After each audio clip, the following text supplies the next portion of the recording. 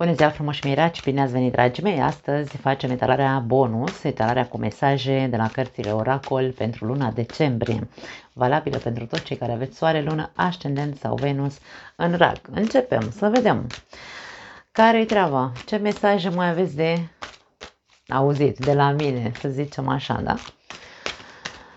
Pentru Raci, mesaje bonus.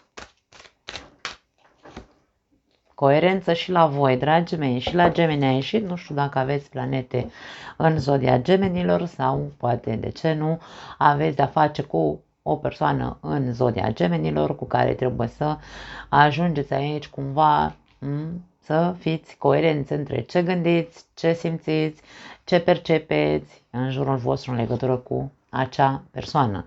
Misiune, oglindă-oglinjoară, aici avem misiunea de a fi coerent pentru Rac în legătură cu cineva anume, poate cineva important din viața lui. Și avem iertare, wow, interesant. Aici ca și cum ori tu trebuie să ierți ceva, trebuie să dai drumul la ceva. Aici avem două mâini care eliberează o vrăbiuță, da? Nu e vrăbiuță, e un colibri, o pasăre a colibri. Dar vorbim aici despre a da drumul a ceva, că tu trebuie să ierți ceva la acea persoană, că tu trebuie să ceri iertare pentru ceva ce ai făcut, aici este vorba pur și simplu de a fi coerent. Există vreun motiv pentru care tu să mai ții în tine acel ceva ce nu poți să ierți, care îți produce suferință? La capătul cărților avem simțurile oculte, da? Ascunse, durerea. Mai are sens, încearcă să fii coerent, mai are sens, pune-te, aici oglinda vrea să ne spună să te pui în papucii celuilalt. Dacă tu te-ai regăsi în acest stadiu în care să trebuiască să fii iertat, de exemplu, cum crezi că se simte celălalt? Cum crezi că se simte celălalt când nu suntem coerenți și nu cerem iertare, dacă e vorba despre noi, nu? Hai să încercăm să vedem dacă are sens sau nu, de a ni se cere coerență, are sens sau nu să mai păstrăm într-un fel sau altul acel ceva ascuns în noi, să nu le liberăm, să nu iertăm. Sau dacă tu ești cel care trebuie să ceară iertare, eliberează-te, vorbește cu celălalt, încearcă să-l faci să înțeleagă de ce ai făcut ce ai făcut, fii coerent, explică-i într-un fel în care celălalt să poate empatiza cu tine sau să te poată ierta. Da. Nu are sens să te părpălești, îmi vine să spun aici. Trăiești în suferință și nu reușești să înțelegi, îmi vine să zic, că nu-ți face bine să păstrezi în tine suferința asta, ce-o fi ea. Sau sentimentele de vinovăție, dacă vorbim despre faptul că tu trebuie să fii cel care cere iertare. Cam asta simt să transmit. Interesant. Hai să vedem alte mesaje pentru voi. Am început în forță aici la voi. Schimbă direcția. Nu știu în ce direcție ești tu acum, dar văzând faptul că vorbim despre ceva ce te macină pe dinăuntru, aici ca și cum du-te în cealaltă direcție. Du-te în direcția eliberării, du-te în direcția cererii de iertare, de scuze. Du-te către eliberarea în a putea ierta, nu a sta așa în suferință, în ranchiună, în ură sau ce alte resentimente ai, da? De-aia spun că îmi sună foarte mult cu ce am văzut la zodia Gemenilor. Nu știu dacă tu ai planete în Gemeni sau ai de-a face cu o persoană care are legătură cu zodia Gemenilor. Schimbă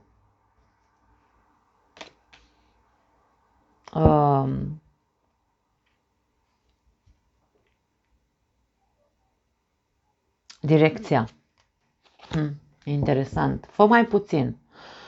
Aici avem o persoană care face de toate, da? Are șorțul în față, are un coș pe cap, are un coș în mână sau, mă rog, o tavă, să zicem așa, face multe lucruri dintr-o dată. Fă mai puțin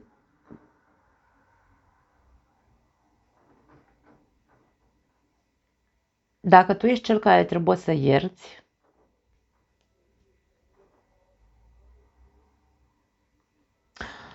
nu încerca să te chinui să ierți, îmi vine să zic. Pentru că aici tu probabil că faci foarte multe lucruri care să te ajute să poți să ierți. Și nu e despre a face, cu cât faci mai mult, da? Cu atât poți să ierți mai repede. Nu, e doar despre a fi coerent. Îți face bine sau nu-ți face bine să nu te eliberezi de ceea ce trebuie să te eliberezi. În cazul în care tu ești cel care trebuie să ceară iertare și faci lucruri în exces, să zicem așa, vrei să arăți că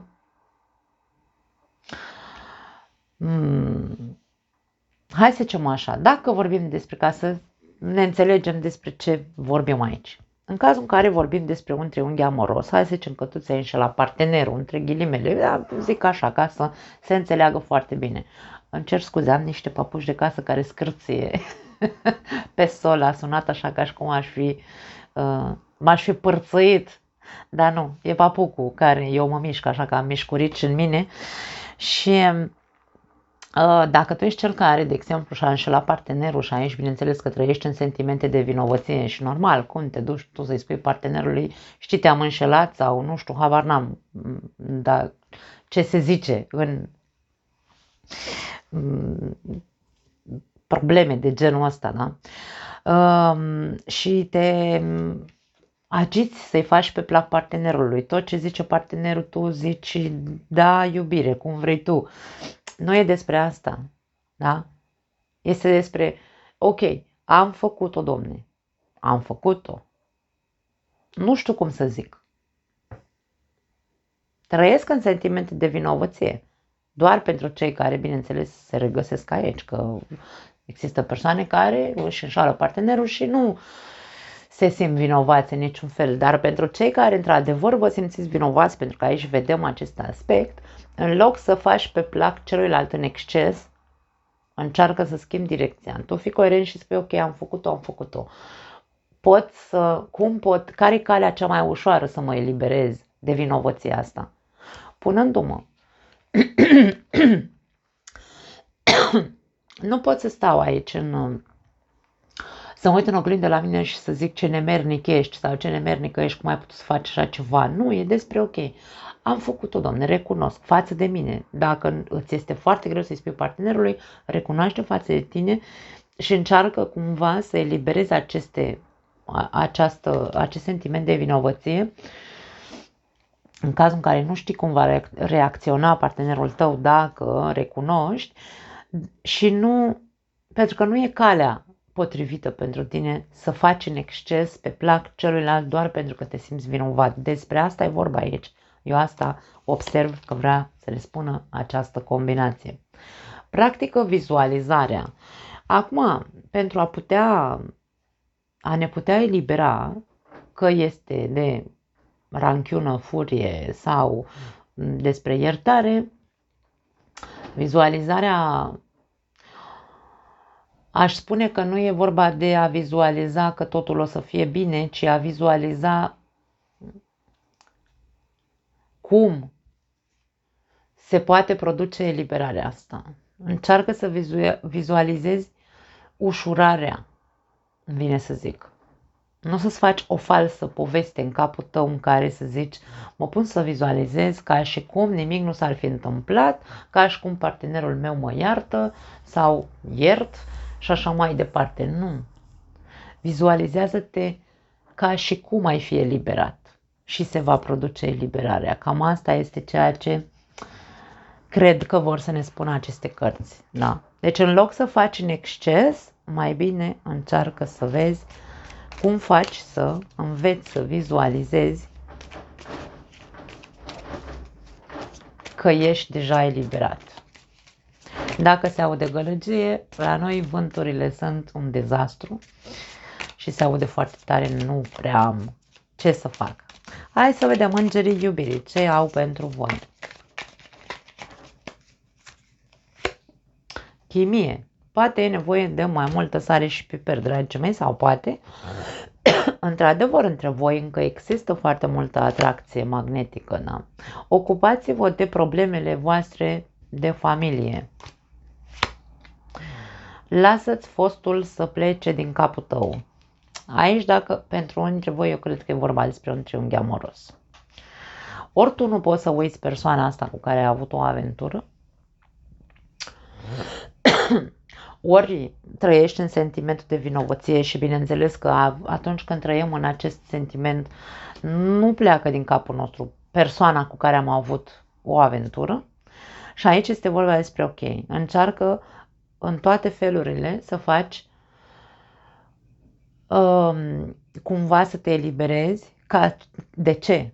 Da? Ca să iasă din capul tău persoana asta și centrează-te pe relația pe care o ai, centrează-te pe persoana de lângă tine, pe partenerul tău de viață. Încearcă, fă tot posibilul să readuceți între voi sarea și piperul, ca să poți să te eliberezi cât mai repede de persoana cu care probabil ai avut o aventură.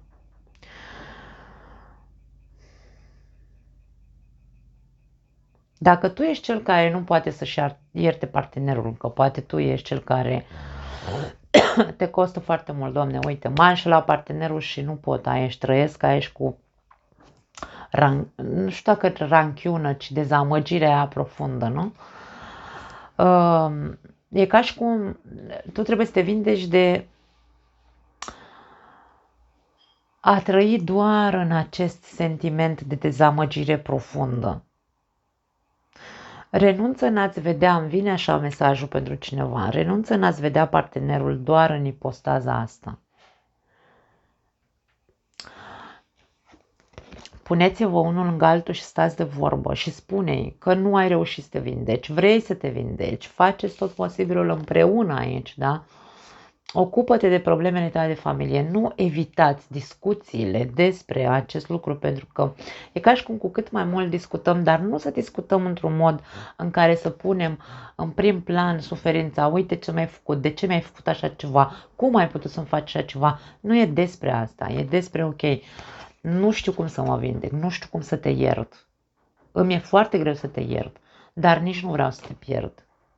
Despre asta e vorba aici. E foarte profundă această etalare. Aceste mesaje sunt foarte profunde. Este nevoie să vă reconectați pe toate nivelele.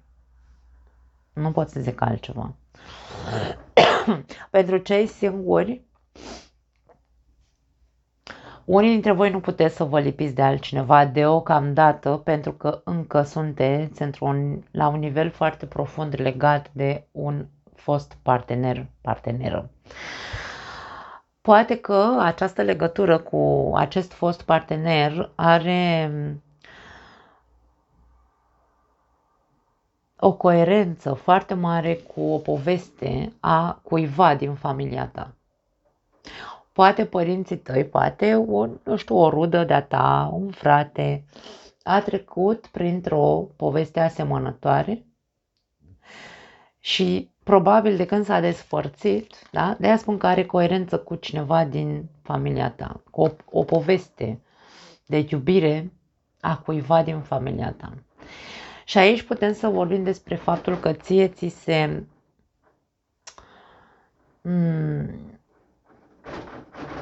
faptul că nu te poți rupe cu adevărat de fosta parteneră este pentru că în mintea ta este prezentă acea poveste atât de asemănătoare și rezonezi foarte mult cu povestea acelei rude. Povestea dintre tine și fostul partener poate că a fost bazată foarte mult pe această atracție magnetică nebună. Povestea rudei tale poate că la fel. De aia spun că există o asemănare foarte mare între povestea ta și povestea altcuiva din familia ta. Dar aici este vorba despre, ok, fii coerent, pentru că aici este vorba despre coerența, e primul mesaj care a apărut. În momentul în care tu ești coerent și nu pui în oglindă poveștile, atacul acelei rude, de exemplu, și spui, ok, nu e sunt asemănătoare poveștile, dar sunt din epoci diferite, poate evenimentele, circumstanțele au fost altele, a fost foarte mare atracție între mine și acest fost partener de care nu mă eliberez, între acea rudă și partenerul ei a fost o chimie foarte bună. Toate asemănările astea există, dar aici noi alegem, când suntem coerenți, alegem să ne identificăm cu povestea respectivă, să o păstrăm atât de vie în noi și să spunem că e ca și cum a fost, e un fel de karmă pe care eu o preiau de la altcineva. Sunt povești false pe care ni le spunem. Și aici tu alegi să rămâi în continuare în poveste ca să nu te eliberezi de fostul partener sau alegi să te eliberezi. Aici e despre asta, îmi vine să spun. E nevoie să fim coerenți. De ce nu ne putem rupe de cineva? Mai ales când ne identificăm poveștile. Hai să vedem, acest minunat oracol nu l-am mai folosit de o grămadă de timp și mi-a atras atenția pentru această etalare. Hai să vedem ce mesaj avem pentru voi aici. Roata. Finaluri și noi începuturi. E momentul să finalizezi acest aspect. Aici trebuie să se termine ceva.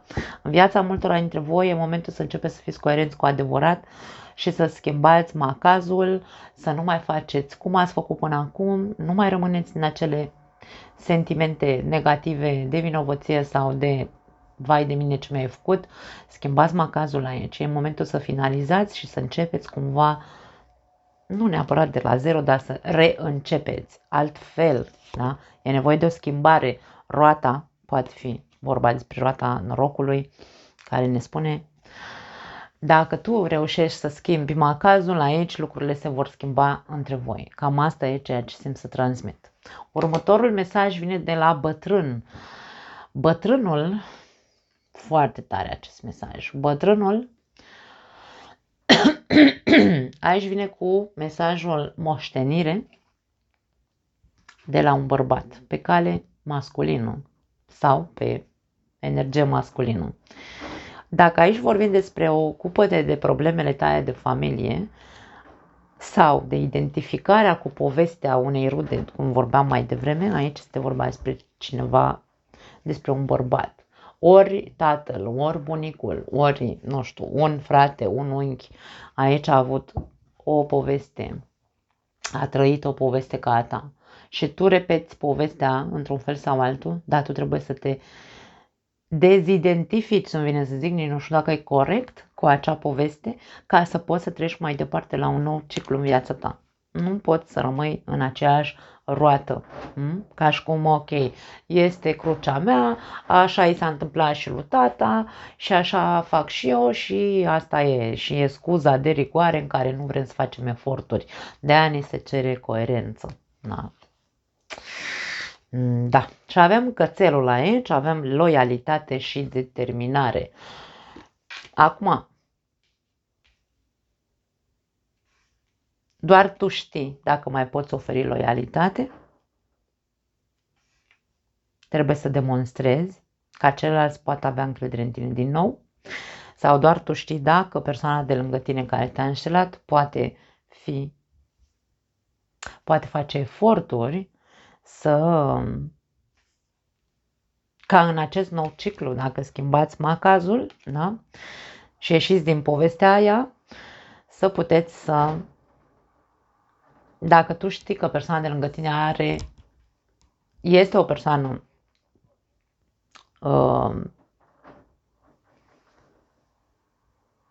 care atunci când promite ceva se ține de cuvânt. Doar tu cunoști persoana asta. Eu nu pot să zic crede în persoana asta că va fi loial de acum înainte. Eu nu pot să zic așa ceva. Tu știi, tu cunoști persoana de lângă tine. Da. Hai să vedem ce alte mesaje mai avem. Foarte interesantă povestioara.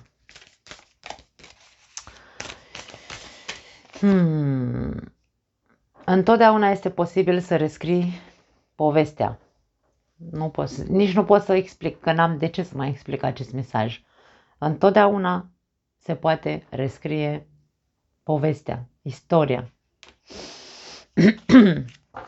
E doar alegerea ta. Din nou aici vedem o persoană care are o piatră în mână și aici are un, cum zice, nu melc, cum se chema, o scoică, da, o scoică.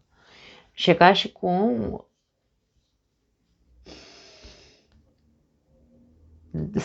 e pe punctul de a sparge această scoică. Mi-aduc aminte de când eram noi mici și puneam scoicile care le găseam la mare, la ureche, acele scoici mari, despre alea vorbim, da? Și auzeam valurile mării. E ca și cum, dacă tu în capul tău auzi doar o singură poveste în care te identifici,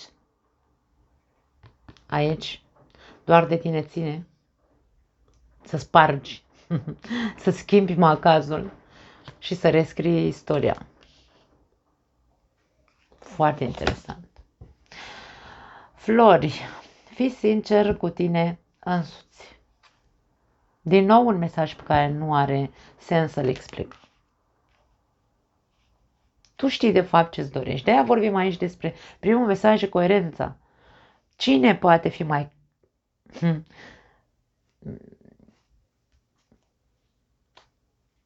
mai coerent decât noi înșine în ceea ce privește povestea pe care o trăim? Nimeni. E momentul vindecării, nu a războiului. Același mesaj a ieșit și la gemeni. Uitați-vă și la acea etalare pentru care legătură. Nu știu ce legătură aveți cu această persoană sau cu planete în gemeni, dar aici este vorba despre e momentul să te vindeci, nu să te uiți la praful care s-a ales în relația ta, de exemplu, sau în viața ta, în legătură cu această poveste cu care te identifici. E momentul să schimbi, să rescrii această poveste, fii sincer cu tine și vezi ce vrei să vezi. Vrei să vezi praful și pulberea sau vrei să te eliberezi, să te vindeci și să începeți din nou? Nu pot să zic altceva. Vă pup, vă iubesc, ne vedem data viitoare. Ciao!